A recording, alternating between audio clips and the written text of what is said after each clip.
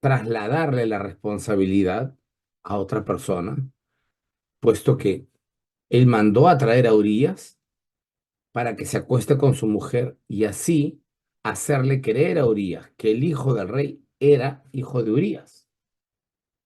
Entonces, no solamente está el hecho de tomar algo que no te corresponde, sino luego hay que ocultar esto con una mentira. Y luego que la mentira no le resulta, porque él dice, yo no voy a ir a tener sexo con mi mujer, a disfrutar del sexo, cuando mis compañeros están en el campo de batalla, heridos, sin comida, sin agua. No es correcto. ¿Qué es lo que hace David? Lo envía prácticamente a la muerte. Le escribe una carta a Joab, el jefe del ejército, y le dice, pon a Urías donde la pelea es más fuerte. De esa manera lo matarán. Y eso es lo que hace Joab y eso exactamente sucede. Urías, el hitita, termina muerto. Entonces lo de David no solamente es eso, es mucho más grave. Toma una mujer que no es de ella, que no es de él, miente porque quiere encubrir lo que hizo y además mata, asesina. Según la ley, él debía haber recontramuerto, pero es el rey, pues, y lamentablemente tiene el poder. Y nosotros debemos de seguir, nosotros debemos de dejar de creer que Israel es una sociedad teocrática, es decir, una sociedad donde Dios gobierna. Israel, eso de una sociedad teocrática no existe y nunca ha existido. Desde el punto de vista real, una sociedad teocrática no ha existido. Por, por definición, una sociedad teocrática es aquella sociedad donde el gobernante es Dios. Una sociedad democrática es una sociedad donde el que gobierna es el demos, el pueblo. Entonces, pero dado que estas sociedades teocráticas cuentan con estos tipos, que son sacerdotes, entonces el sacerdote dice, voy a ver en el cuarto oscuro y secreto, que es el lugar santísimo, voy a ver qué es lo que me dice Dios para el pueblo. Entonces el tipo entra, Dios no le dice nada y luego vuelve a salir y dice, ah, Dios dice esto. Pero en realidad, ¿cómo sabes tú o cómo saber si Dios le dijo o no? ¿Cómo no saber o cómo podríamos distinguir si las leyes en una sociedad teocrática simplemente se dan por el gusto o deseos naturales o ambiciones de esta persona, que es el sacerdote, y no es en realidad palabra de Dios? No es en realidad Dios quien dice esto. Entonces, lo que podemos ver nosotros es que en realidad quien gobernaba en una sociedad teocrática no es Dios, son los sacerdotes. Y los sacerdotes dicen que Dios les ha dicho, pero de allí a que eso sea cierto. Y segundo, existe la sociedad monárquica, una sociedad donde reina uno solo, un mono monarca, no donde reina un mono, sino donde una sola persona, prefijo griego mono, uno, es quien gobierna. Y en este caso, ese monarca se vuelve plenipotenciario, es decir, él es el que tiene todo el poder y la potencia, una sola persona, y ese es el rey. Entonces el rey es la máxima autoridad, no hay nadie sobre él, por tanto nadie lo castiga. Mm. Y ese es el problema que tenemos hoy cuando una persona se convierte en un dictador, como el chino, ¿cómo se llama el coreano? No me acuerdo cómo se llama. Shin- Juan Jinping, Corea del o Norte. del norte, de Corea del Norte, o Maduro, Nicolás Maduro o algunos otros dictadores del mundo. Cuando tienen toda la potestad, todo el poder y las Fuerzas Armadas están con él, no hay nadie que pueda decirle que lo que hace está mal. Entonces Nicolás Maduro, por ejemplo, tiene contrincantes o rivales políticos y los manda a la cárcel, los desacredita, los manda a matar. Por ejemplo, podría ser. ¿Y quién le va a decir algo a él si él tiene todo el poder? Ese es el problema cuando todo el poder solamente se reúne en una sola persona. Y ese es el problema de la monarquía frente al gobierno popular o al gobierno del Kim pueblo. Jong-un. Kim Jong, frente al gobierno del pueblo. Entonces, no fue castigado, querido. Esa es la respuesta. ¿Por qué? Porque tenía todo el poder. Gracias por tu pregunta. Siempre hay preguntas sobre el mismo tema del adulterio. Han quedado varias preguntas. Bien. Dice Pepe Chuy Arteaga Cruz. Dice, querido profesor Ciro, hablando del mismo tema, ¿y cómo se explica entonces el caso de María embarazada de un ángel si es que este ángel fuera una persona?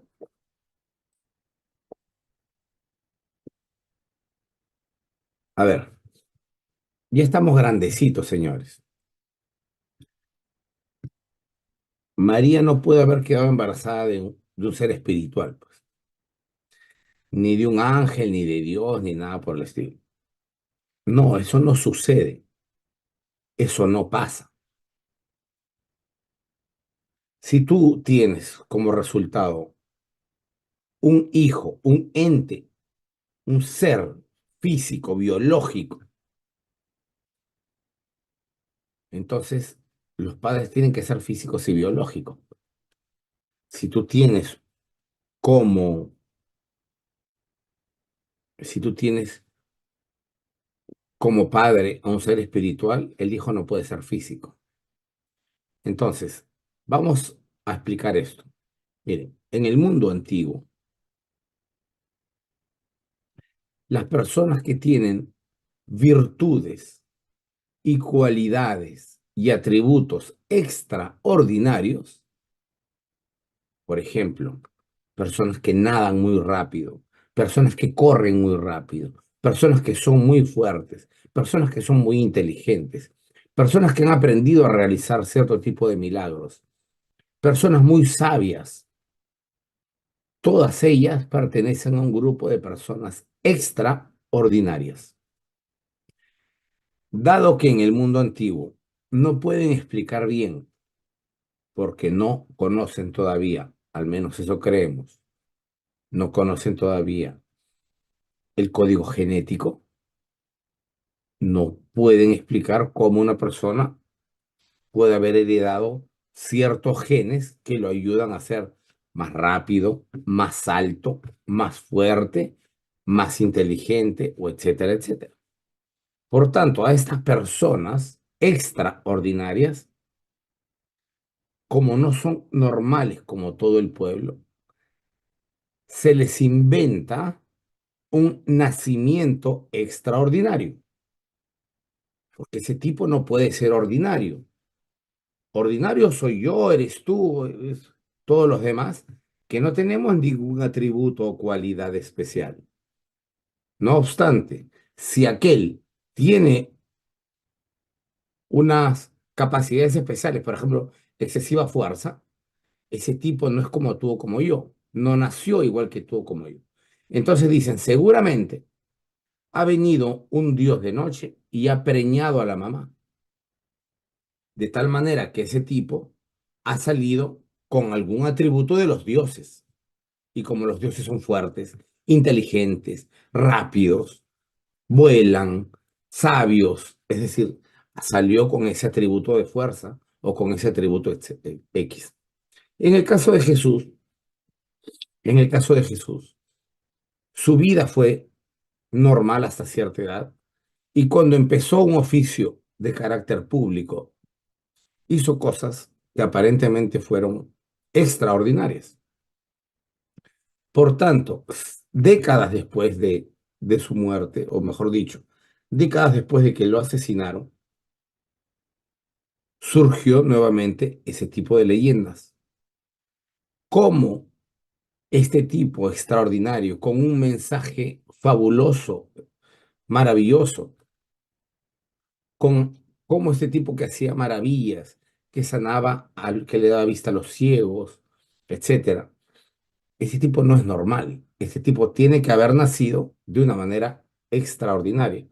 Y es ahí donde le colocan o le asignan el relato de el nacimiento a través de Dios. Pero no es el único. Decían que Platón también había nacido igual. Decían que Aquiles, el gran guerrero griego, también había nacido igual. Decían los antiguos que Alejandro Magno también era mitad Dios,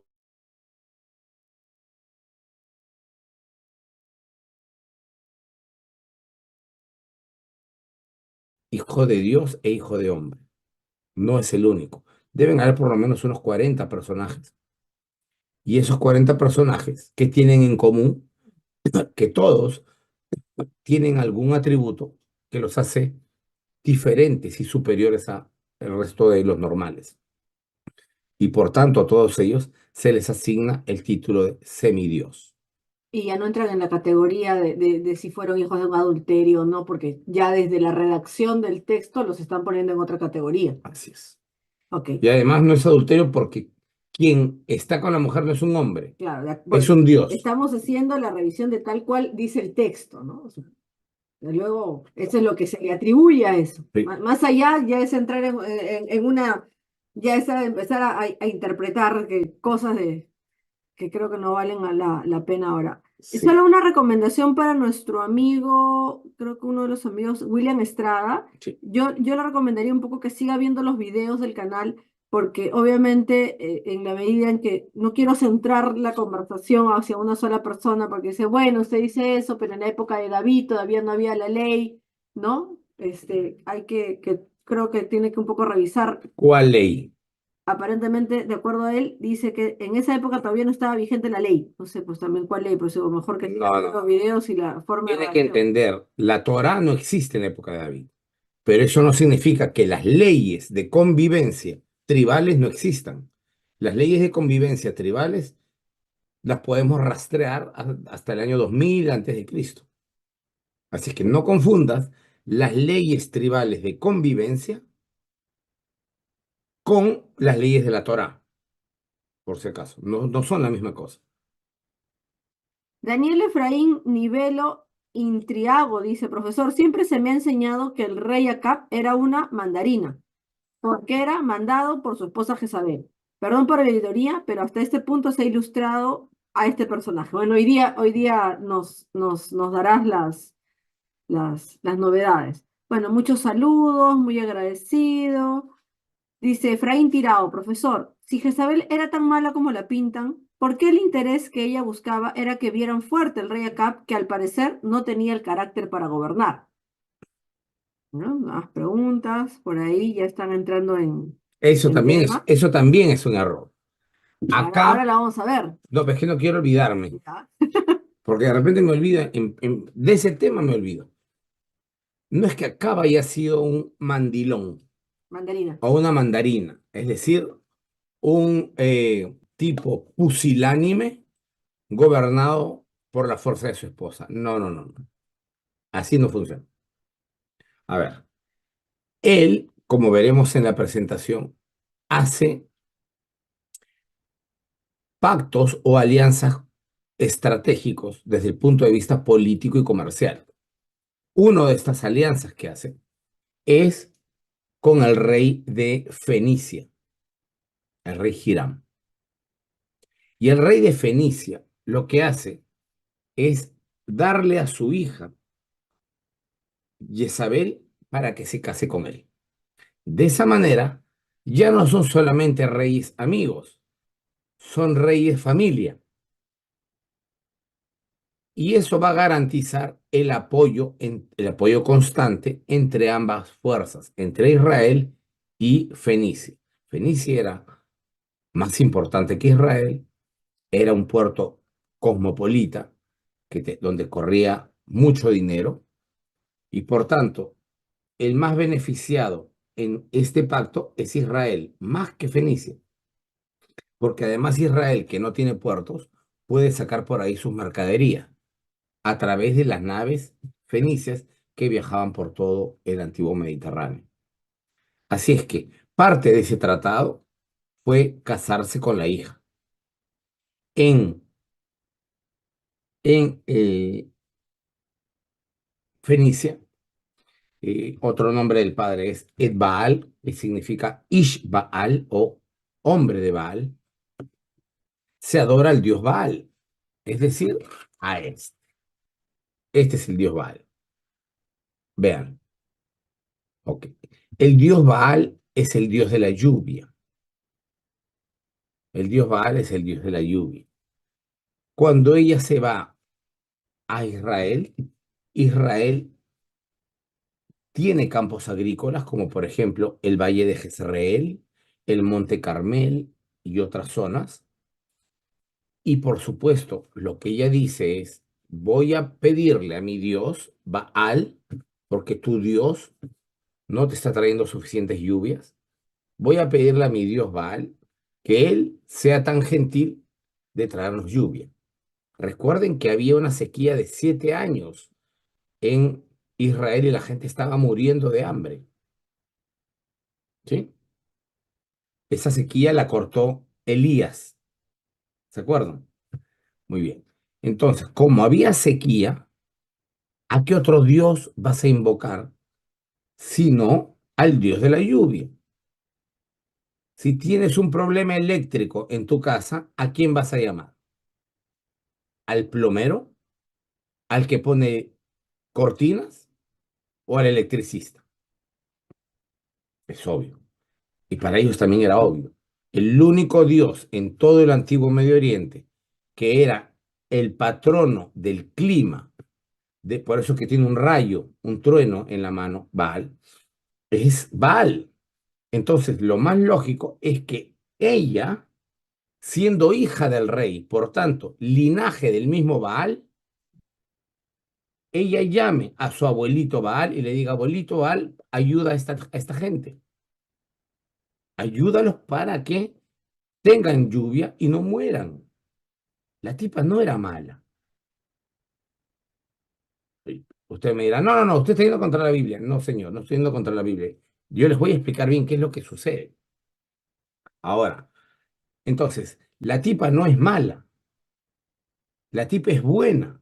La tipa le está diciendo al pueblo, quiero que tengan lluvia. Tienen que adorar a Baal. Si no le piden a Baal, que es el dueño de la lluvia, entonces no van a... Yahvé es el Dios de la guerra, no el Dios de la lluvia. Y no estás en guerra, lo que necesitas es lluvia, hay sequía. Entonces, allí es donde radica el problema.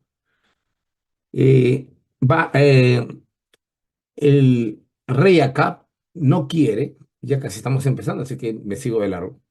El rey Acab es más cauteloso y cuidadoso.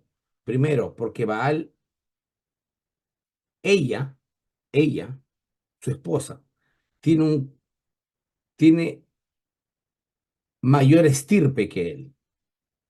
Entonces, eh, Fenicia es más poderosa, entonces, Fenicia es más poderosa, de partir por eso. ¿no? Entonces, ella tiene más estirpe, tiene más distinción que él.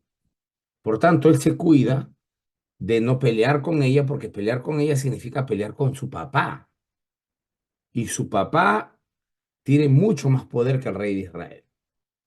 Entonces, eh, además, él intenta no ser abusivo. Cuando él quiere comprar, por ejemplo, la viña de Nabot, Nabot le dice, no te la puedo vender, rey. Esta es la tierra de mis padres. Bueno, dice él y se va triste. Viene y le dice, ¿por qué lloras? ¿O por qué estás triste? Porque quería comprar una viña que me gustó a un tal Nabot que vive acá cerca, pero no me la quiere vender. Dice que es de sus padres. Y lo entiendo. Ella dice, fácil, lo mando a matar y te quedas con la viña. Entonces, eso, eso no nos está diciendo que ella tiene más carácter. Lo que nos está diciendo es que es más fría, como todo gobernante antiguo. El gobernante antiguo es frío. El gobernante antiguo lo que intenta hacer siempre es llegar a sus objetivos de manera maquiavélica. Y cuando hablo de manera maquiavélica me refiero a Nicolás Maquiavelo. Hay que llegar a tus objetivos sin importar a quién pises, sin importar a quién hundas o a quién mates. Lo importante son tus objetivos. Y ella lo hace de esa manera.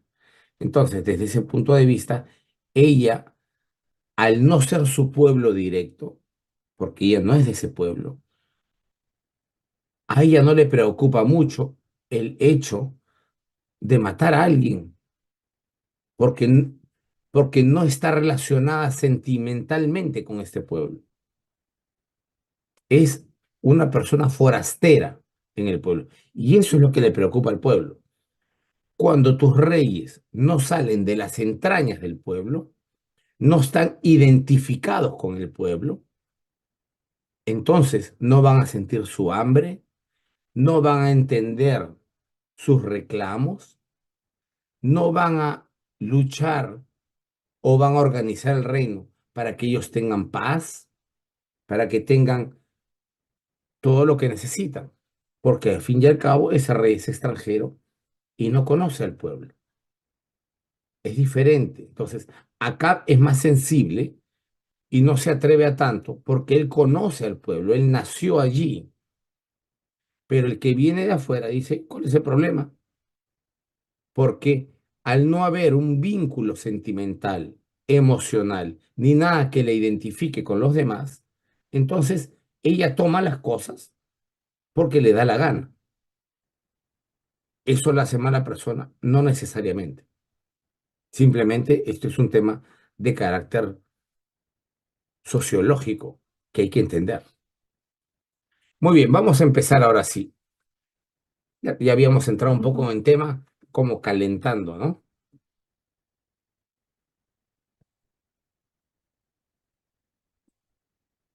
Bien. Muy buenas tardes a todos.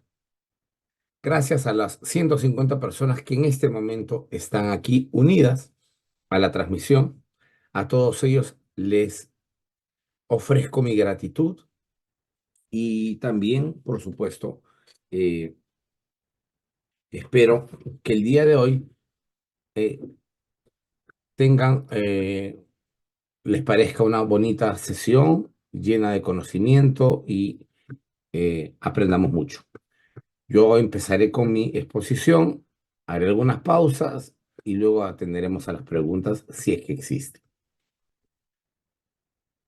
Normalmente a nosotros nos han enseñado las películas o incluso en la iglesia que el rey Acab fue muy malo.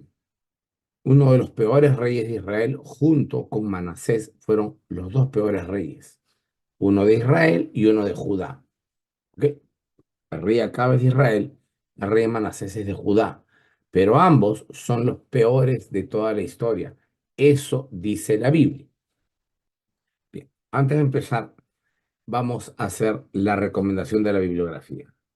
El monoteísmo bajo sospecha en la Biblia hebrea, del autor César Silva. Lo conocí hace muchos años, un buen tipo, aunque a algunos no les gusta, es que no lo conocen. Muy bien, seguimos, pero es cierto, he utilizado mi libro como fuente de texto el día de hoy. También he utilizado el libro La Biblia desenterrada del profesor Israel Finkelstein, amigo personal de Eva y mío, un gran tipo, director de las excavaciones de Megiddo y Kiryat Yearim, uno en Jerusalén y el otro en el norte de Israel. En ambas excavaciones participamos en cada temporada, Eva y yo. Este año no ha habido por la guerra. Tercer libro que recomiendo, Las tribus de Yahvé, una sociología de la religión del Israel liberado, de Norman Godwell. Este libro tiene casi 1000 páginas. Es un super libro, está en español. Yo tengo, este libro ya está descatalogado, no lo van a encontrar no lo van a encontrar en Amazon o en ningún lado. Yo tengo un ejemplar que puedo vender. Si alguno de ustedes lo quiere, comuníquese conmigo y podemos arreglar la venta de ese único ejemplar que tengo y se los envío.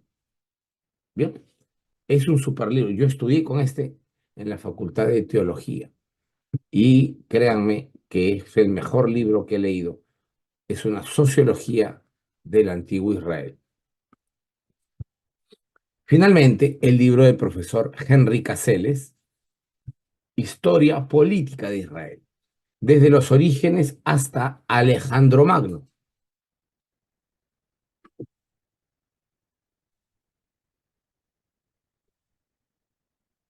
Henry Caseles está a la altura de los más grandes autores del Antiguo Testamento, como Martin Knott, Norman Godwell, Joaquín Jeremías, Severino Croato. Así es que un libro de Henry Caseles, yo tengo varios de él, por supuesto, son literalmente joyas, joyas que hay que guardar y atesorar. Ediciones Cristianas, este libro tampoco está a la venta, pero tampoco tengo para vender. El único que tengo es el de las tribus de Yahvé. Si alguno de ustedes lo quiere, me avisa o pone por ahí su número y Eva tratará de tomarle el número y Ujú. comunicarse para la venta de ese libro. Muy bien, introducción. Bien, Gustavo Uribe está interesado, hay que darle el precio por interno. Me parece que son algo así de $90, creo. Son casi 1000 páginas. Ujú. Bien. El rey Acab de Israel es una figura polémica en la historia bíblica, frecuentemente señalado como uno de los reyes.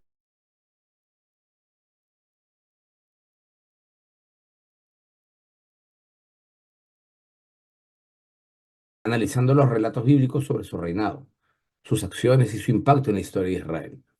Utilizaremos fuentes bíblicas y académicas que he obtenido en inglés y en español para proporcionar una visión integral de su reinado. Primero, contexto histórico. ¿En qué momento de la historia Acab empieza a reinar?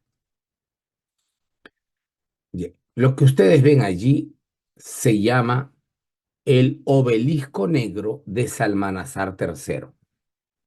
De hecho, hice una transmisión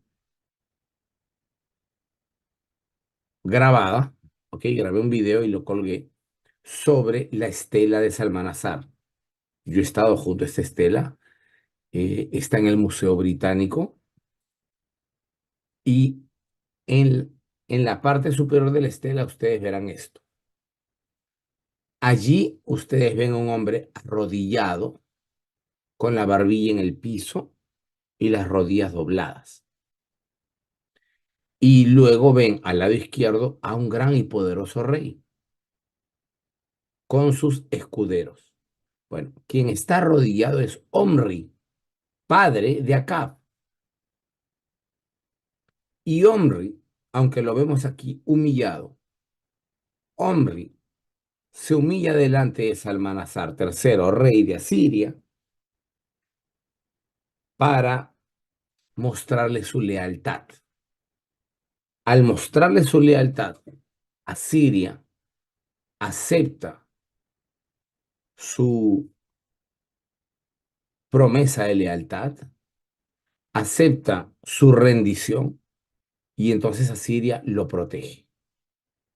Por tanto, el reinado de Omri, padre de Acab, y el mismo reinado de Acab son reinados prósperos, así como lo oyen, reinados económicamente muy prósperos.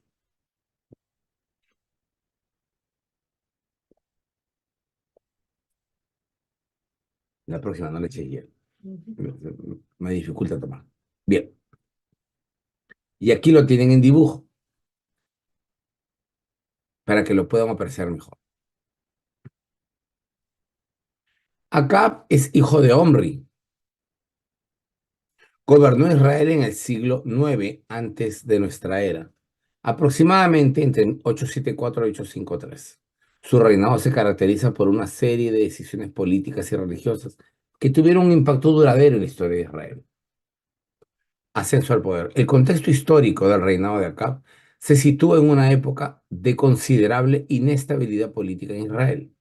Omri, su padre, había consolidado el poder y establecido una nueva dinastía, y Acab heredó un reino con una fuerte presencia militar y política. La Biblia menciona que Acab hizo más para provocar la ira de Yahvé, el Dios de Israel, que todos los reyes de Israel que le precedieron.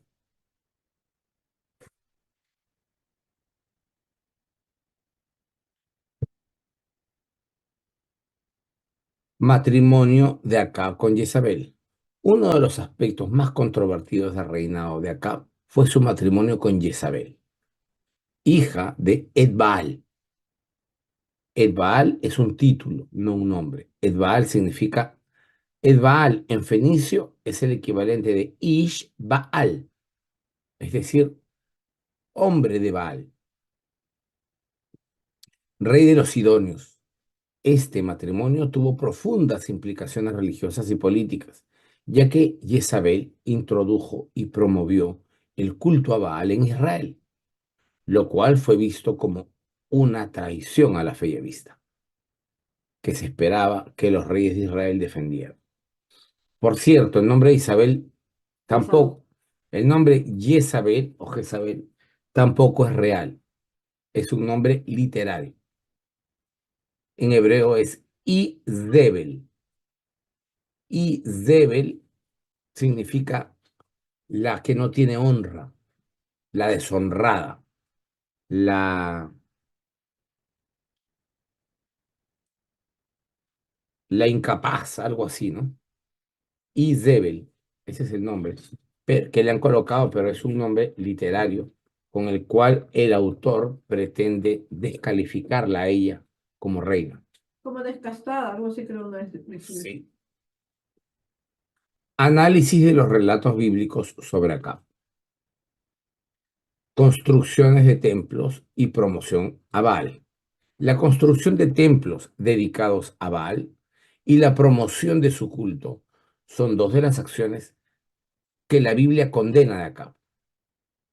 En Primera de Reyes 16, 32, 33, se menciona que Acab levantó un altar a Baal en el templo de Baal que él construyó en Samaria.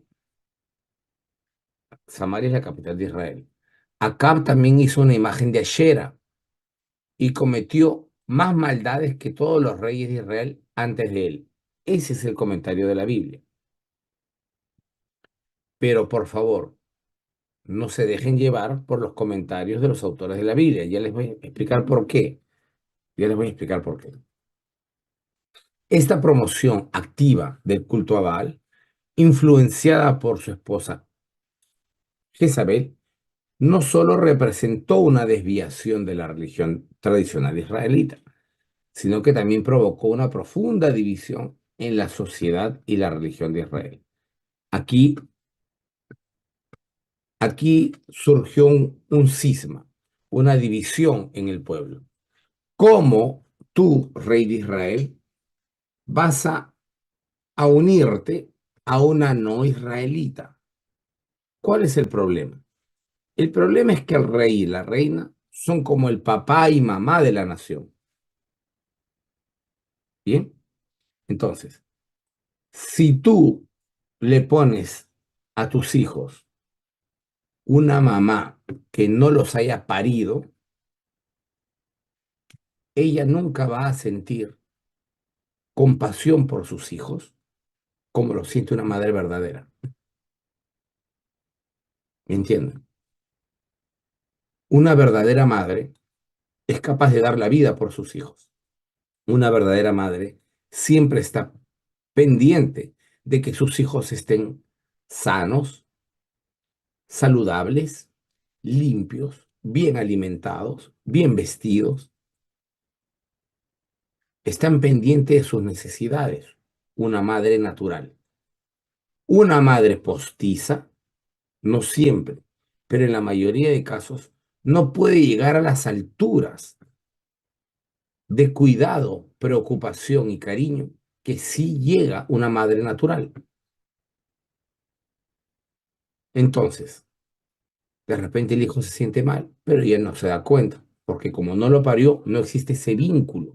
No conoce la carita del niño cuando está triste, no conoce la cara del niño cuando está decepcionado, o no conoce la cara del niño cuando le está doliendo el estómago, etcétera. Por tanto, una madre de repuesto, sustituta o postiza no conoce a sus hijos. Y ese es el problema. Jezabel no es israelita. Y al no ser israelita, ella no va a ser consciente ni va a ser partícipe del dolor que los israelitas experimentan cuando tengan hambre, cuando tengan frío, cuando sus cosechas no, cuando sus cosechas no sean prósperas ni fecundas. La nueva reina no le va a interesar, porque al fin y al cabo no es su pueblo. Ese es el problema por el cual la gente no quiere que ella sea reina, no por el tema de su Dios. Sí,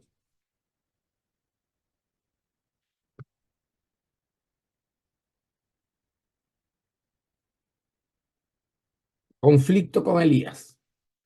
El conflicto entre Acab y el profeta Elías es central en la narrativa bíblica de este rey. Elías es presentado como el defensor del culto a Yahvé, frente a las prácticas idólatras promovidas por Acab y Jezabel. Uno de los episodios más dramáticos es el desafío en el Monte Carmel, donde Elías confronta a 400 sacerdotes de Baal y 450 sacerdotisas de Ashera, y muestra finalmente que es Yahvé el que gana esta disputa. Antes de continuar, tienes que hacer un aviso a la comunidad. Recuerda, La figura de Elías actúa como un contrapeso a Acab y sus enfrentamientos destacan la lucha entre el monoteísmo, incipiente por supuesto, de Yahvé y el politeísmo cananeo. Este conflicto culmina en una serie de eventos que incluyen la sequía de Israel, la sequía que les hablé, y el asesinato de Nabot, un hombre inocente, cuya viña Acab codiciaba. Antes de continuar, permítanme, por favor, hacer una breve sugerencia. Gracias por estar ahí. Este libro, El monoteísmo bajo sospecha en la Biblia hebrea, de 450 páginas, ilustrado a full color, con mapas, imágenes, esquemas, líneas de tiempo a full color. Este libro es de mi autoría y lo pueden comprar en Limud. Lo pueden comprar en Amazon, pero también lo pueden comprar con mi autógrafo y una dedicatoria cariñosa con nosotros. Entonces se los recomiendo mucho. También les quiero recomendar este libro de mi autoría, cuyo título es Sexo y sexualidad en la Biblia hebrea. Un análisis académico y sin tabúes sobre las prácticas sexuales en la Biblia. Bien, son libros de mi autoría que los recomiendo mucho. Más adelante les recomiendo un par más.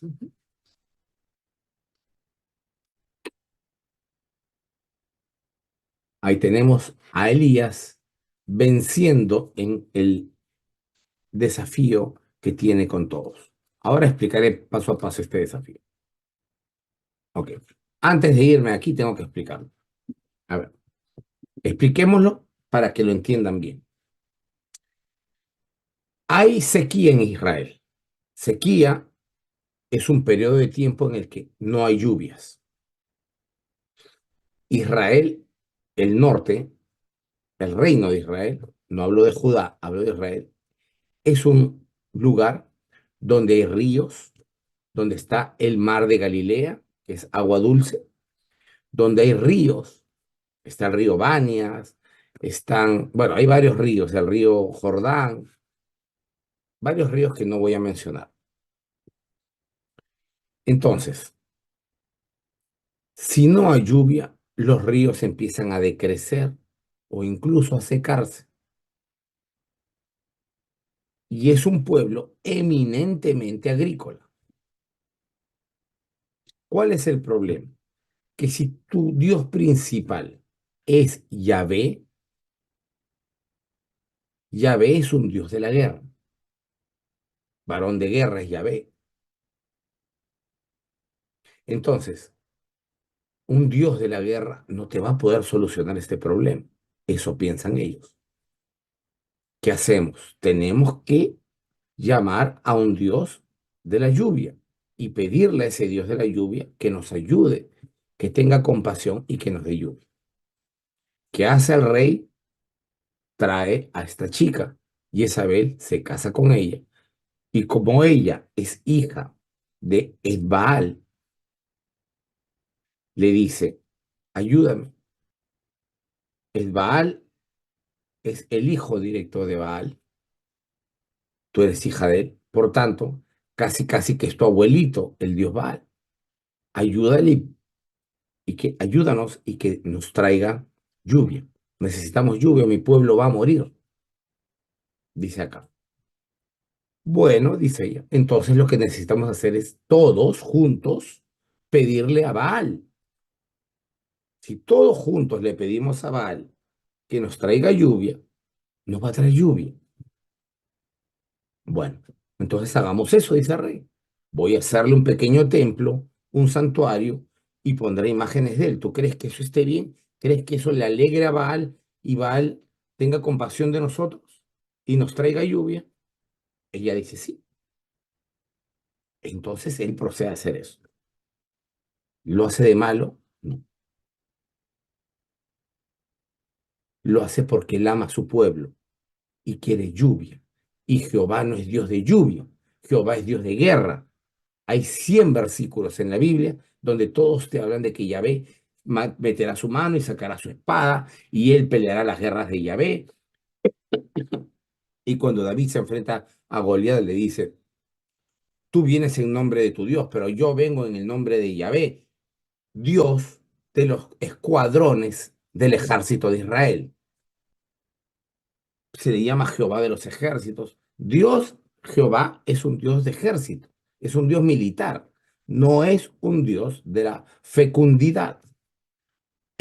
Entonces, lo que hace el rey es lo que tú o yo haríamos. Si mi pueblo está muriendo de hambre y el Dios que tengo no puede encargarse de ese sector porque no es su jurisdicción,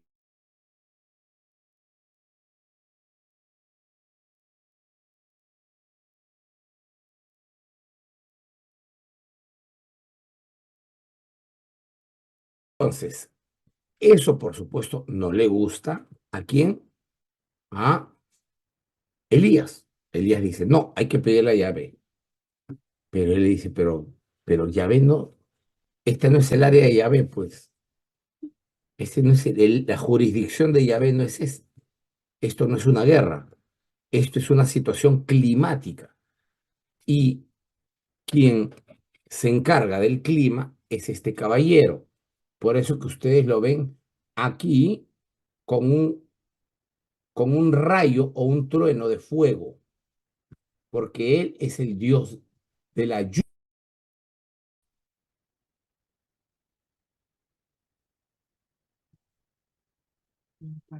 Entonces,